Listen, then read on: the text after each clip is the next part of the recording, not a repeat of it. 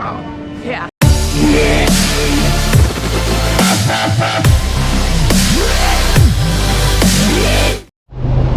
Good afternoon, friends and family. We are on the bus for Volcano Bay.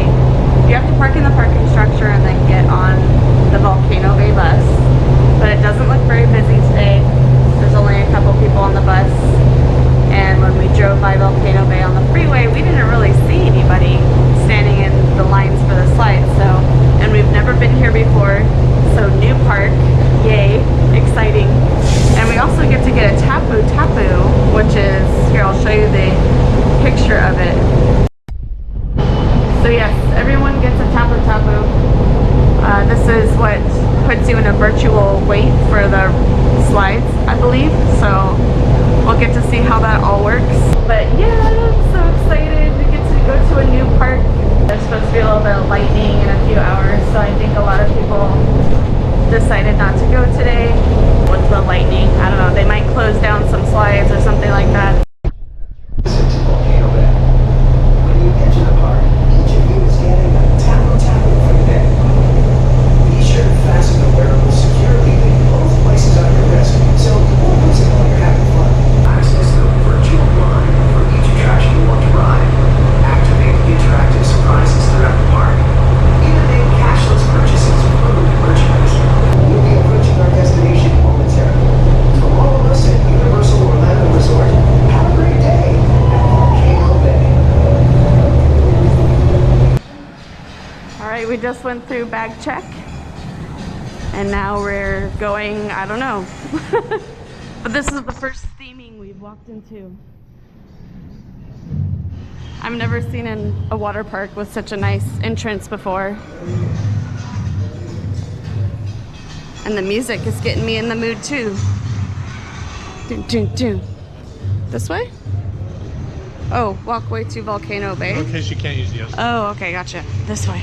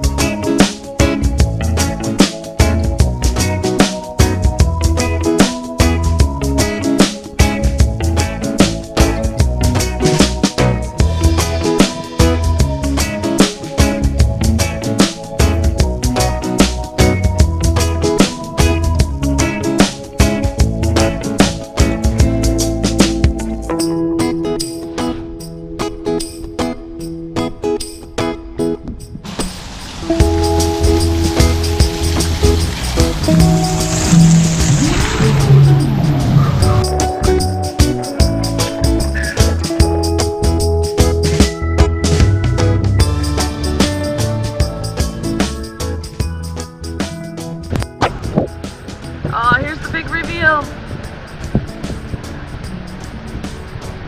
Oh, this is gorgeous.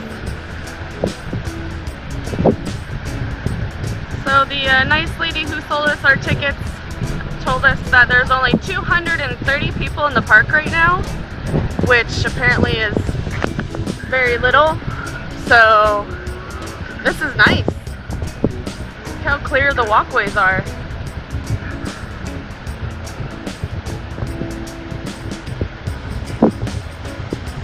Wow. That is awesome. Alright, let's dive in. So we just got our tapu. You can get your spot in line, and you can also pay for food and drinks and merchandise if you want to with this thing. So yeah, pretty nifty. We can but basically all the rides are walk on right now, so we won't really get to see much action with this, but anyway, let's go.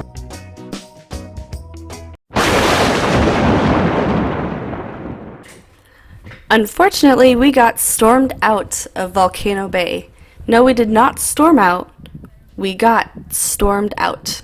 So this is the portion of the video where I make it look like a badly dubbed Kung Fu movie without the Kung Fu. So, which is worse? that just, I guess it kind of just makes it bad. Anyway, but I was still using that GoPro Max in which the audio was not working at this moment, and blah blah, you know the story. I returned it after this trip, but here I am just explaining what happened. Our day did not go as planned at all. The plan was to go to Volcano Bay, go on all of the slides we wanted to without the camera because you're not allowed to take a GoPro, even with a wrist strap, on any of the rides. And then we were going to go back to the lockers and get the camera out and film the beautiful water park for you guys. And it really is the most beautiful water park, the best theming in a water park there is. And you all know how much I appreciate theming. It really makes the park experience for me. So I wanted to do a walking tour of the park and show the inside of the volcano, but this just means I will have to go back someday. Oh no! So we arrived at 1 p.m., thought the park would close at 5. When we bought our tickets at the ticket booth, though, the attendant did inform us that due to inclement weather, it was going to close early at 4 p.m. So we thought, okay, well that's still 3 hours. We won't have to wait in any lines. We can go on the rides for the first 2 hours and then film for the last hour. So I did not end up doing that, though. That did not end up happening because the storm rolled in sooner than everyone thought, and the park ended up closing at 3 p.m. sharp. We were only there for 2 hours, and they did not give us any kind of a refund, nor did they offer for us to come back in another day or another time. You're just kind of SOL at that point. But also, I do understand them closing because safety is first, and I'm really glad that they did close. I just wish that we could have had some kind of knowledge of them closing, you know, that early. It is something you have to keep in mind, though, with all Florida theme parks. Rides close all the time due to lightning threats in the area, so you have to be prepared for that and make sure you check your forecast first, even though it can change at any given moment. And with all of that being said, the funniest thing was that the thunderstorm only lasted about 20 minutes. But they made everyone leave. They wouldn't let us wait it out, and security even told us that it wasn't going to end anytime soon, and we had to leave the park immediately. So literally, by the time we got to our car, because of the bus ride, a little time went by and the storm was gone. So it was funny, but like I said, it's unpredictable. So basically, this was supposed to be a Volcano Bay vlog, but has now turned into a City Walk food vlog, so enjoy! So our first stop on City Walk was Big Fire Grill, where we just decided to get some drinks and some appetizers before we went to the main course restaurant, which was going to be Toothsome's Chocolate Emporium. So we got the Hearth Oven Baked Bread off of the starters menu. It's a Big Fire signature Hearth Oven Baked Bread served with herbed butter and orange peach preserves. So it looks good, and we're starving, so the bread is really delicious. It's very soft. The herb butter is definitely powerful with the rosemary.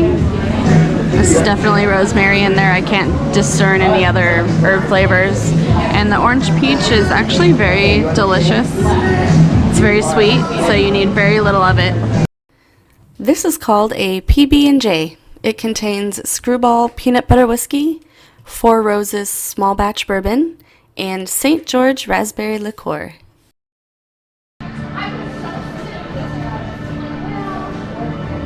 Oh, yeah. It's like a very alcoholic PB&J smashed into liquid form. That's it. Do you guys see that like refrigerated looking thing over there? So that is like a wine dispenser. They hold the wine bottles in there, keep it at a certain temperature, and there's little spouts. It's like a little soda fountain, but for wine. It's a wine fountain. What's that? You want some more bad dubbing, you say? Well, here it is. So in this clip, I am just expressing my feelings for peanut butter and jelly sandwiches. My fondest memories of them are in kindergarten. I would eat them on top of my Eureka's Castle TV tray and watch the Elephant Show and Eureka's Castle before the big yellow bus rolled up and I went to school.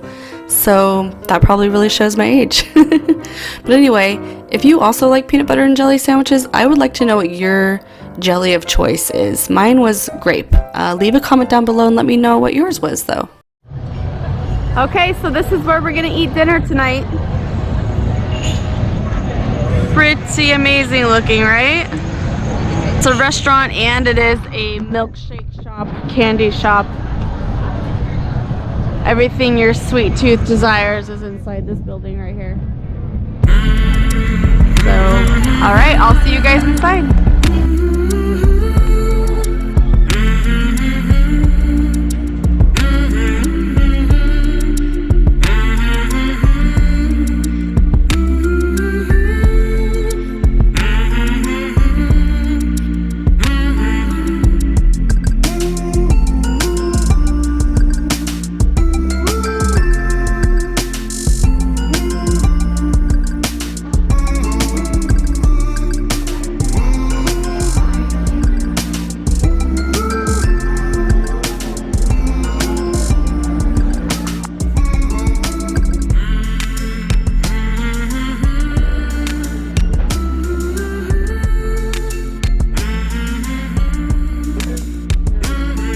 Okay, so they gave us a nice little table on the second floor of the restaurant there. So I apologize in advance, by the way, it was very dimly lit, so you can't see as good. And there I am showing you the nice view we had of City Walk from the second floor there.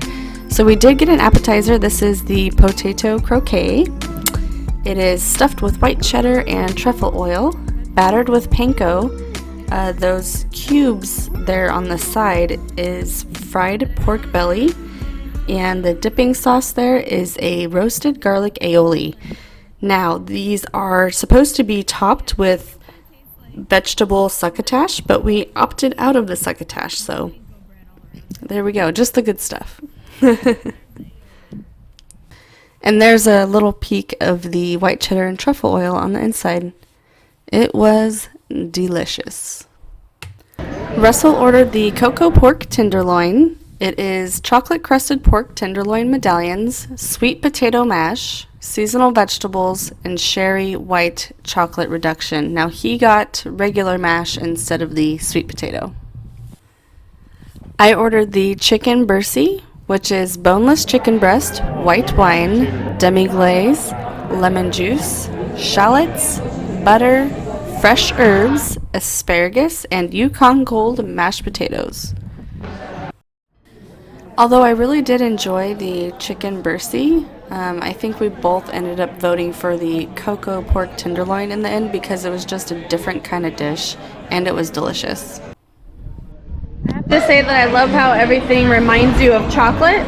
Like this plate looks like chocolate. These napkins look like chocolate. This is chocolate-esque. The table is a brown chocolate color. Even the check presenter is a chocolate colored. So little things like that. I love it. I got up to check out the cool view of City Walk right before we left, but yeah, I really like the theming for this restaurant. It has like a neat Jules Verne vibe, and when we went downstairs, there was actually characters down there. I've never seen characters for a restaurant before. That was awesome. What's your name? Amanda. Yeah, much simpler than your name. Not as exciting. Sounds good. Yeah, so this is my very best friend, Oh my gosh. These look amazing. Yeah, I know. It looks like it's for like a family of 4, which is one of them. Oh yeah. This is our future. I love how there is a whole backstory for this restaurant. Okay, so this is Professor Dr. Penelope Thibault Tinker Toothsome and her robot, Jacques. She is a world traveler and inventor, and she built the Emporium to share her love and knowledge of chocolate with others. As a chocolate advocate myself, I thank you, Miss Toothsome. Okay, I think I've gorged myself enough for one night. We are now leaving City Walk.